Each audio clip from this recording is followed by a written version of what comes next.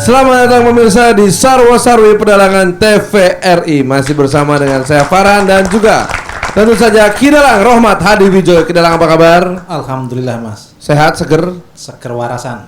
Waduh bagus. Ini mudah-mudahan para narasumber kita juga masih seger dan waras. Warasnya dikasih garis bawah gitu. Tanda kutip.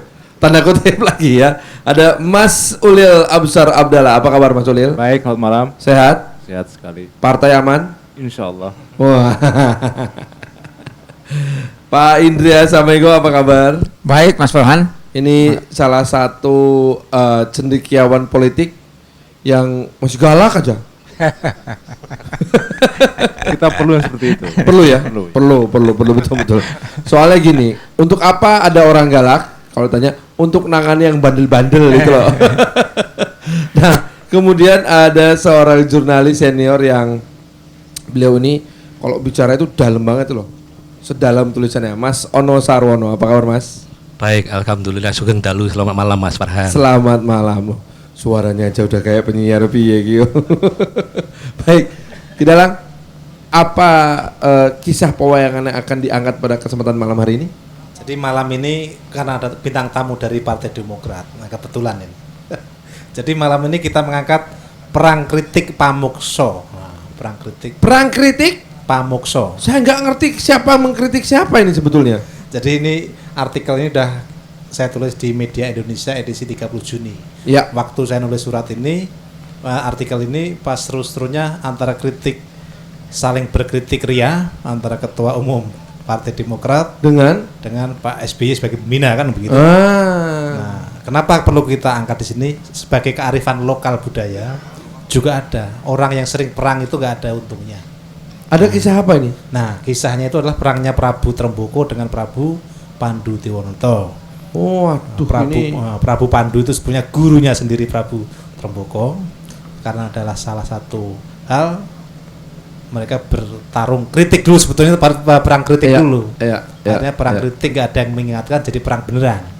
Nah, coba kita saksikan bersama kisah pedalangan yang sangat menarik ini bersama dengan Kidalang Rohmat Hadi Wijoyo di Sarwo Sarwi Pedalangan TVRI.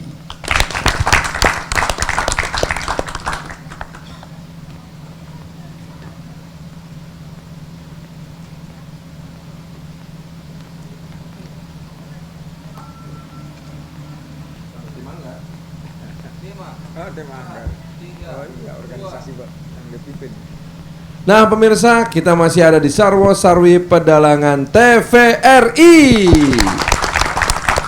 Baiklah, pemirsa sekalian, pertarungan dan perseteruan tidak hanya terjadi antara dua kelompok yang bermusuhan, tapi kadang-kadang juga pertarungan perseteruan internal pun masih terjadi ya. Seperti kisah pewayangan tadi, betul? Kidalang? Betul. Nah, salah satu yang menarik perhatian kita memang adalah perseteruan dalam Partai Demokrat. Mengapa demikian kita perhatikan? Karena bagaimanapun juga Partai Demokrat ini adalah partai penguasa yang memegang sebagian besar amanat dari rakyat di tahun 2009. Tidak bisa kita sangkal. Jadi kalau sampai ada yang bilang ini urusan partai, oh nggak bisa. Mau kita pilih kok. Jadi ya mau nggak mau kita menjadi masyarakat yang icam, betul. Tahu masyarakat icam? Ikut campur aja. Nah, Kalau para pelaku politik mengatakan bahwa ini hanya masalah dinamika aja. Bagaimana Anda bisa membantu kami nih Mas Ulil menerjemahkan yang namanya dinamika dalam partai itu apa sih? Ya, partai ini kan memang tempatnya apa ya? Tempatnya konflik sebetulnya. Tempatnya konflik dikelola. Jadi gini, dunia politik itu pasti dunia yang penuh dengan friksi. Ada kresek tadi. Segmen 2, sorry. Awal belum. Sarwo Sarwi Pedalangan TVRI masih bersama Anda ya. Baiklah. Pemirsa, saya ingin langsung bertanya pada Kidang Rohmat Hadiwijaya. Kidalang, sebetulnya apa intisari cerita dari kisah pewayangan tadi? Jadi kan perangnya Prabu Pandu dengan Prabu Tremboko sebenarnya kedua itu sahabat sebetulnya. Malah Pandu itu gurunya si Tremboko. Tapi karena begitu pentingnya kepentingan politik yang bergejolak di mana di Hastino sendiri dengan Patih Sengkuni pengen jadi patih. Iya. Akhirnya komunikasi mereka dirusak itu berdua itu. Yang tadinya perang kritik, perang surat akhirnya menjadi perang beneran. Kan begitu. Nah, itulah akhirnya komunikasi dalam sebuah konflik ini kalau tidak di troubleshoot atau dipadamkan segera itu akan dampaknya perang beneran. Nah, itulah jangan sampai yang terjadi apa yang terjadi di Partai Demokrat saat ini. Ya, nah memang wajar kalau kita punya perhatian lebih terhadap Partai Demokrat ya Kidang ya. Karena bagaimanapun juga Partai Demokrat adalah partai penguasa yang dipilih oleh rakyat secara mayoritas dalam pemilu tahun 2009 yang lalu. Jadi kalaupun sampai ada yang bilang bahwa ini urusan internal partai ya nggak bisa. Mau kita yang milih kok, jadi kita juga pengen icam ya, ikut campur gitu loh. Nah biasanya penjelasan yang paling sering kita terima adalah bahwa ini dinamika partai. Nah mungkin Mas Ulil bisa membantu kita menerjemahkan nih orang awam nih. Sebetulnya dinamika partai itu kayak apa sih Mas?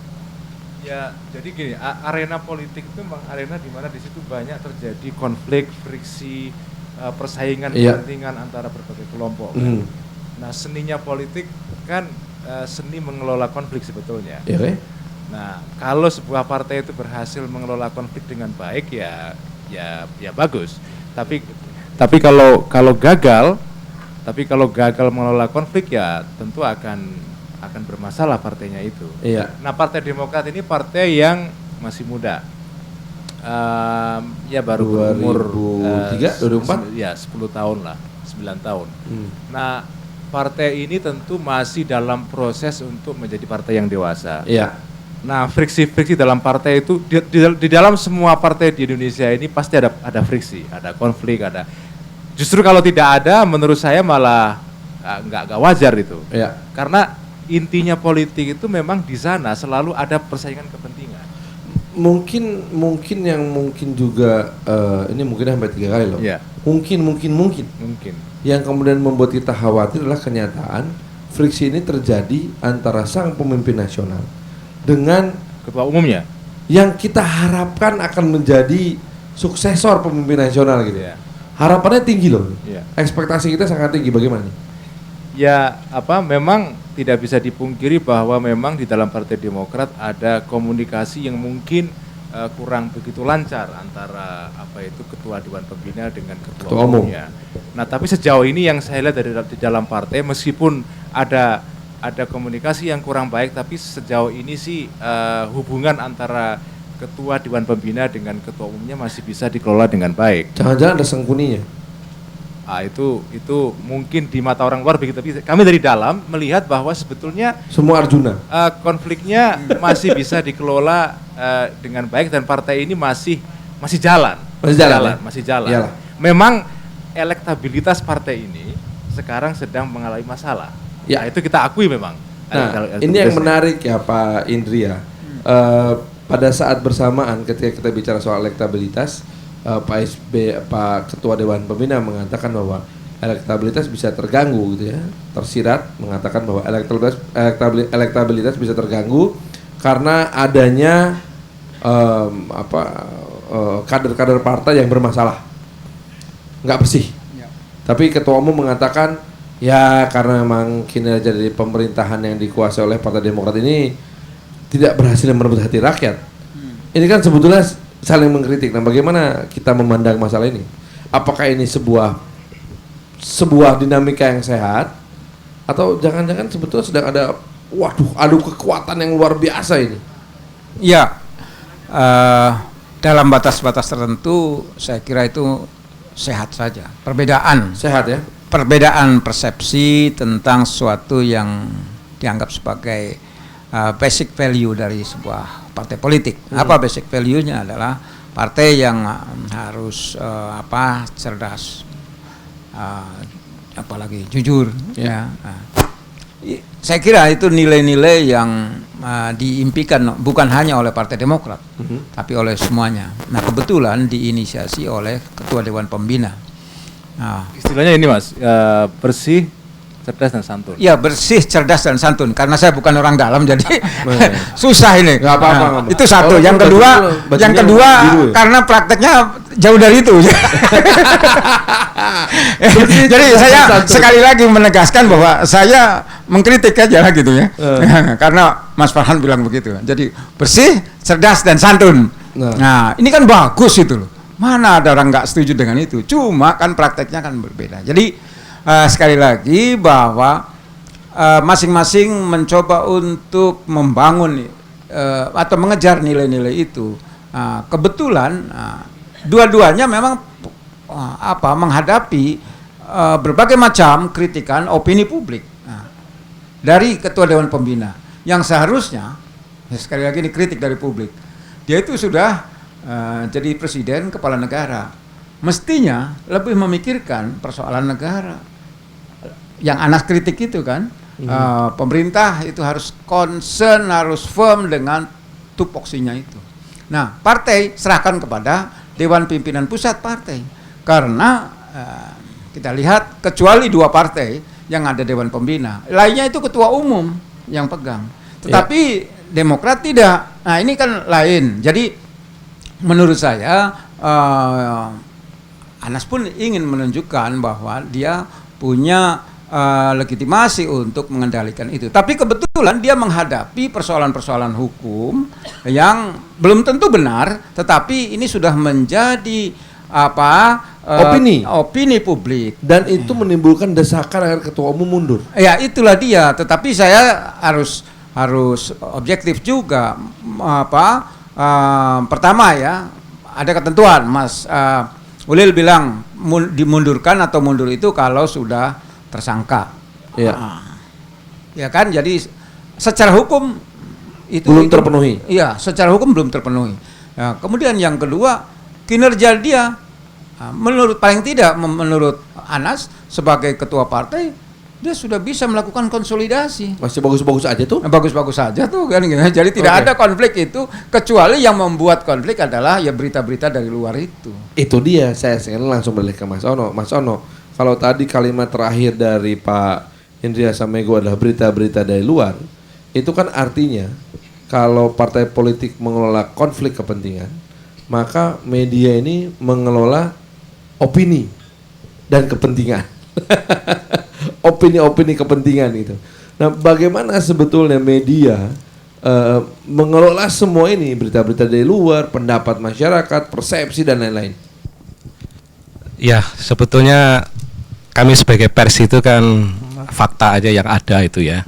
Jadi pengelolaan kami ya pengelolaan isu, karena pers mempunyai fungsi kontrol. Tanpa opini itu, Mas. Pers bisa mengarahkan membentuk sebuah opini, tapi itu hak masyarakat untuk membentuk opini, gitu kan. Jadi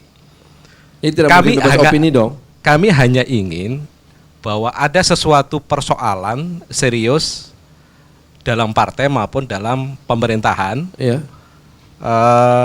dugaan-dugaan kemungkinan adanya penyelewengan itu. Nah, tugas kami adalah ya ini harus dikelola. Apakah itu nanti betul atau tidak, kita tidak ikut campur di situ, gitu loh. Saya ingin menambahkan Pak Dalang tadi loh, Mas Farhan. Saya mau tanya Pak Dalang, ini kalau Pandu sama Terboko ini yang pandunya siapa, Terbokonya siapa Pak Dalang ini? Yang ketua umum yang mana, ketua Dewan Pembina yang mana?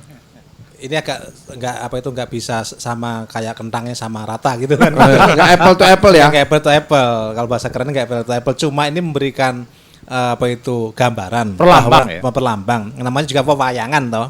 Pewayangan.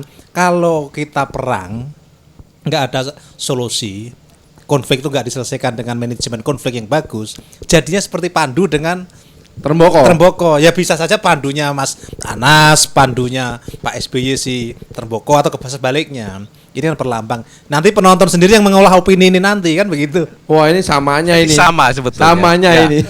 Jadi pesan kami sebetulnya sama. Penonton atau masyarakat yang akhirnya beropini. Faktanya demikian. Atau kan. membuat keputusan di bilik suara. Nah, kalau begitu, pertanyaan terakhir sebelum kita jeda nih, Mas Ulil. Apa yang bisa dilakukan oleh partai untuk meyakinkan masyarakat bahwa hey, everything is okay? Begini Mas Arhan, jadi sebetulnya kritik dari masyarakat ini atau juga dari media ini sebetulnya masukan yang positif bagi partai. Tentunya partai, kita tidak denial, kita tidak menolak bahwa di dalam partai saya ini sekarang ada masalah. Nah, kritik itu bisa menjadi... Sorry, aku mesti ulang pertanyaan lagi tadi.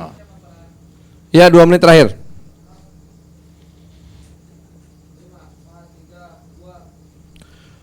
Kalau gitu Mas Ulil, saya punya satu pertanyaan terakhir sebelum kita jeda nih. Sebetulnya apa yang bisa Partai Demokrat lakukan untuk mengatakan pada publik bahwa ini betul-betul hanya sebuah dinamika pengelolaan kepentingan and everything is okay?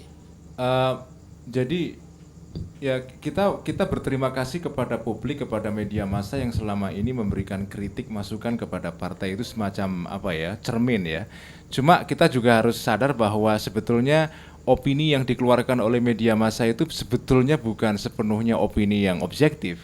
Karena media massa kita tahu juga di baliknya ada juga pemain-pemain yang mencoba menggunakan media massa ini untuk kepentingan politik tertentu. Jadi menurut saya publik juga harus pintar-pintar memilah-milih opini ini. Tetapi in general saya merasa bahwa ini bagus, bagian dari proses demokrasi. Partai Demokrat tentu akan berjuang keras bagaimana memulihkan kembali citranya ya. Terus terang, the damage has been done. Sudah banyak citra partai yang terlukai yang terjadi ini. Dan ini tidak mudah memang, tapi kami akan bekerja keras untuk memperbaikinya. Tidak mudah memang mengelola kepentingan, apalagi kemudian disertai dengan sebuah konflik. Bagaimana kita bisa belajar dari pengelolaan konflik dan kepentingan yang ada di dalam partai sebesar Partai Demokrat? Kita sama-sama ikuti terus di Sarwo Sarwi Pedalangan TVRI.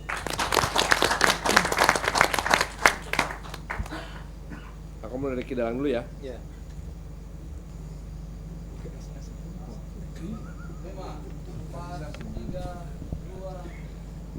Pemirsa, terima kasih masih bersama kami di Sarwo Sarwi Pedalangan TVRI.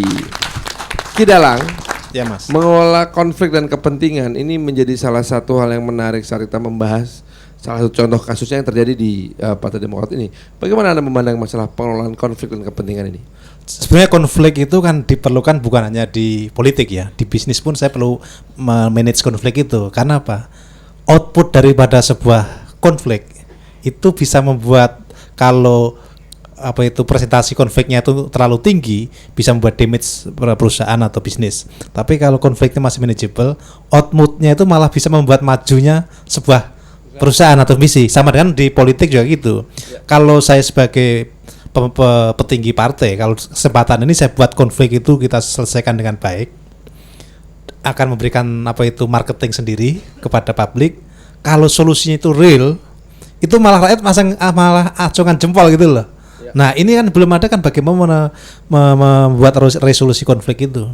Karena konflik itu tidak boleh di-avoid konflik, tapi harus dihadapi. Nah, jadi artinya hasil dari pengelolaan konflik ini bisa menjadi sebuah opportunity malah. Opportunity buat Partai Demokrat dan negara. Kalau gitu Mas Ono, saya ingin bertanya pada Mas Ono. Media juga seperti dikatakan oleh Mas Ulil tadi tidak lepas dari sebuah kritik. Dan artinya media pun mau tidak mau harus menjadi bagian dari sebuah pengelolaan konflik dan kepentingan. Bagaimana saya ya sebagai orang awam bisa belajar banyak dari media? Jadi saya juga sekaligus menanggapi Mas Ulil tadi. Jadi memang media itu juga mempunyai sebuah kepentingan ya. Kepentingan kami adalah kepentingan yang lebih besar, tentunya adalah kepentingan bangsa dan negara ini. Ya. Kita pers sebagai bagian dari demokrasi, ikut berperan dan ikut bertanggung jawab terhadap arah perjalanan bangsa ini. Jadi kalau ada hal-hal yang mungkin konflik itu akan menghancurkan sebuah negara atau bangsa ini, mungkin kami juga akan berpikir ulang seperti itu ya. Tapi kalau ini hanya kasus-kasus yang memang menjadi borok, katakanlah misalnya, ya tentunya kita harus yang kalau tidak diselesaikan malah membuat bangsa teramputasi. Ya. Jadi itulah sikap kami gitu loh. Jadi bukan kepentingan dalam arti kepentingan politik atau apa gitu loh. Nah, lalu bagaimana saya sebagai orang awam ini bisa belajar dari apa yang ada dalam media? Tentunya dalam konflik ada ya pihak-pihak yang berkonflik di situ ya. Artinya ada A dan B. Kemudian informasi harus cover both side gitu. Kemudian juga berimbang.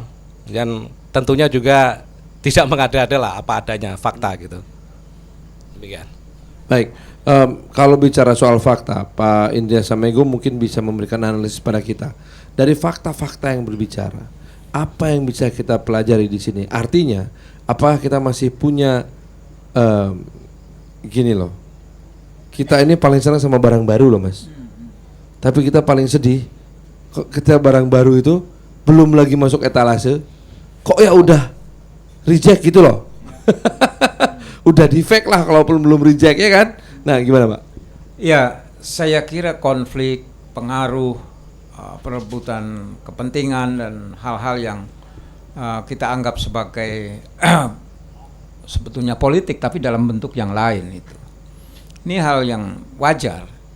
Masalahnya bagaimana berbagai macam kepentingan itu dikanalisasi, diarahkan oleh satu kekuatan yang mestinya menjadi ciri partai politik, yaitu ideologi. Jadi ideologi itu bisa menegasi, mengurangi konflik-konflik kepentingan. Tapi kan partai kita di Indonesia nggak ada yang partai justru itu. Kalau kita bicara partai tahun 50-an itu ideologi. Sekarang tidak ada. Nah, ini ada sesuatu yang kemudian setiap orang itu terlalu menonjolkan kepentingannya itu. Itulah yang mengakibatkan tidak ada soliditas dalam suatu organisasi. Ya. Kebetulan sekarang fokusnya pada partai Demokrat. Tapi partai yang lain juga begitu. Jadi dua yang bisa mengelola konflik di sini. Figur pemersatu dan ideologi itu.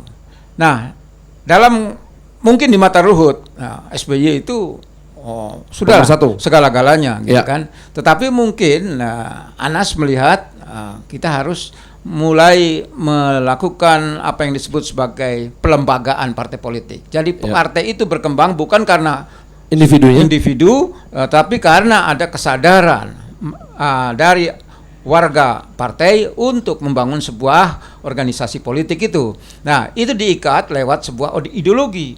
Jadi ideologi itulah yang mungkin sekarang harus dijadikan, ya kalau tidak ideologi seperti zaman dulu, tetapi ideologi yang dinamis sekarang dikaitkan dengan platform partai. Jadi kalau saya melihat partai di Indonesia ini, apa bedanya partai A dengan partai B, partai C? Kok cuma gambar saja? Sama warna. Akhirnya ya setiap orang bisa menginterpretasi, menafsirkan sendiri persoalan-persoalan internal itu. Itulah yang kemudian konflik itu susah untuk dicari resolusinya itu. Nah, itu dari sudut pandang ilmiah, dari sudut pandang nalar orang awam. Mas Ulil, kenapa ketika Pak Anas terpilih menjadi ketua umum itu banyak yang bahagia?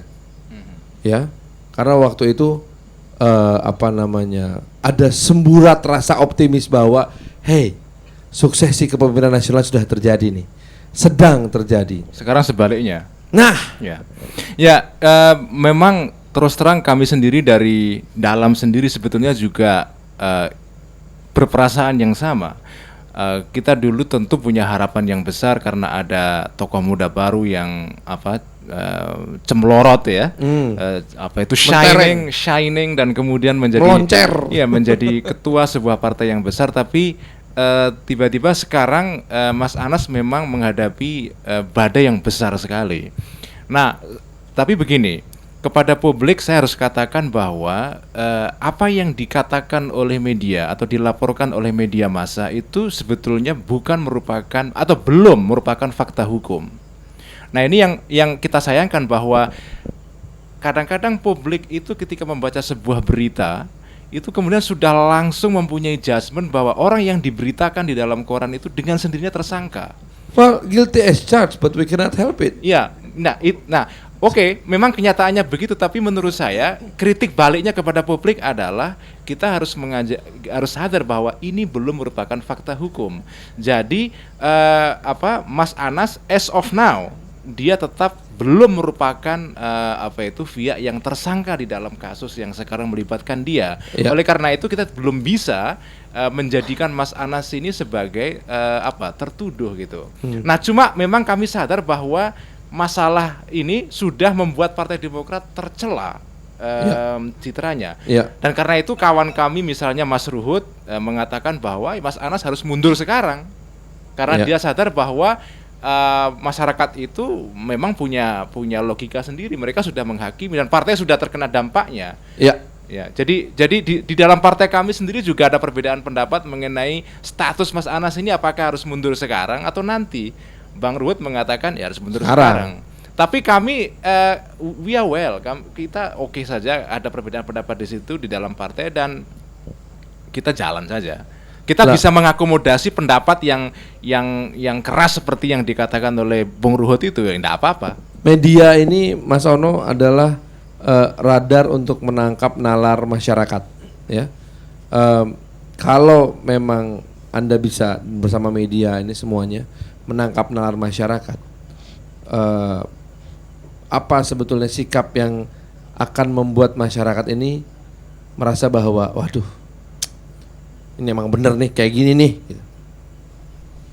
Ya, kembali kepada fungsi pers ya. Jadi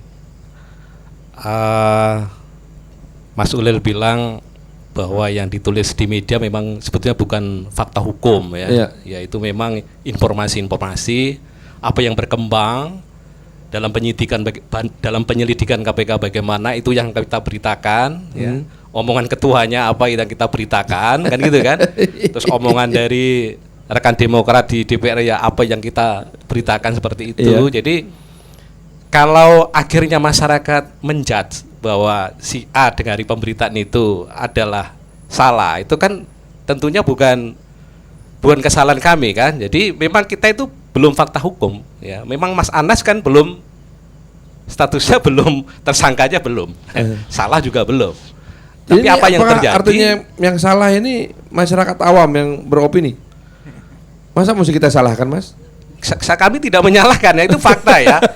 Artinya Mas Yuli tadi bilang ya Partai Demokrat merasa mungkin sedih, susah kan karena masyarakat akhirnya menyimpulkan bahwa menghakimi bahwa Demokrat salah, Mas Anas salah, Pak SBY salah.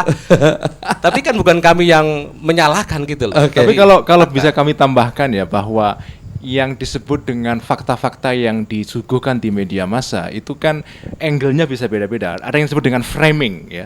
Jadi fakta di frame. Misalnya pemilihan gambar kartunnya, berapa kata yang ditulis tentang seseorang itu. Jadi itu membuat opini masyarakat bisa digiring juga. Apalagi kalau melalui media TV ya. Itu sangat kentara sekali framingnya itu. Intonasinya. Apakah memang betul begitu? Jeng jeng jeng jeng jeng. Jadi Mas Ulil kebetulan di media tidak ada kartunya. Jadi maksudnya nggak ada kartu lain. Ya, Pak Indria, coba mari kita lihat ini dari perspektif yang karena gini, harapan kita kepada para akademisi adalah memandang ini dari perspektif yang paling objektif. Iya. You are the last frontier of objectivity. Sebetulnya begini, kami semua berharap partai politik itu sungguh menjadi safety belt, sabuk pengaman yang menghubungkan antara masyarakat dengan negara. Jadi bukan berjalan sendiri gitu.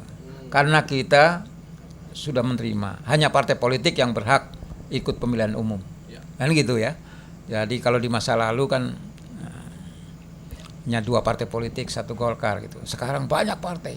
asal memenuhi syarat, go ahead ikut pemilihan umum. Plus calon independen. Ya, Iya kan? Enggak, pemilihan umum enggak ada independen. Artinya untuk pemilihan umum wakil rakyat gitu loh. Untuk Kan caleg di ya? situ. Pileg. Kemudian yang menang dia membentuk pemerintah. Logika partai dalam sistem yang demokratis kan begitu. Dia bukan alat dari kekuatan, dari kekuasaan pemerintah, tapi dia menjadi alat yang otonom dari dirinya sendiri. Itu saya kira sebuah metafor yang pas. Safety belt yang menghubungkan antara kepentingan rakyat dengan negara. Negara, iya. Itu pas sekali.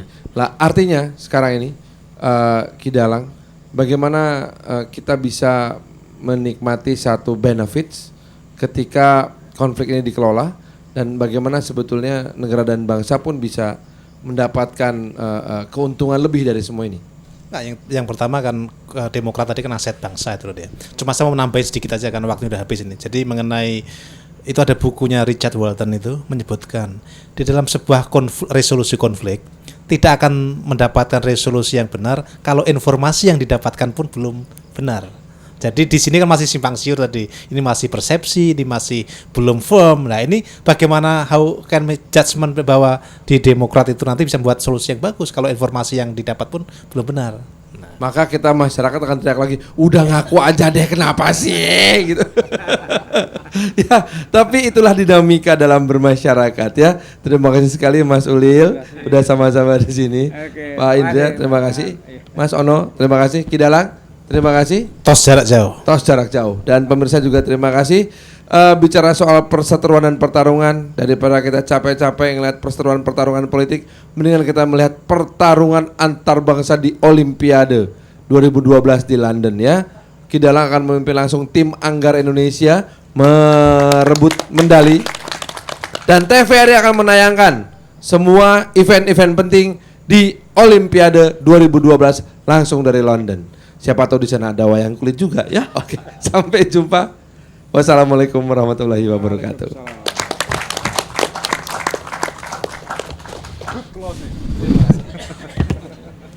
Olimpiade beres kok.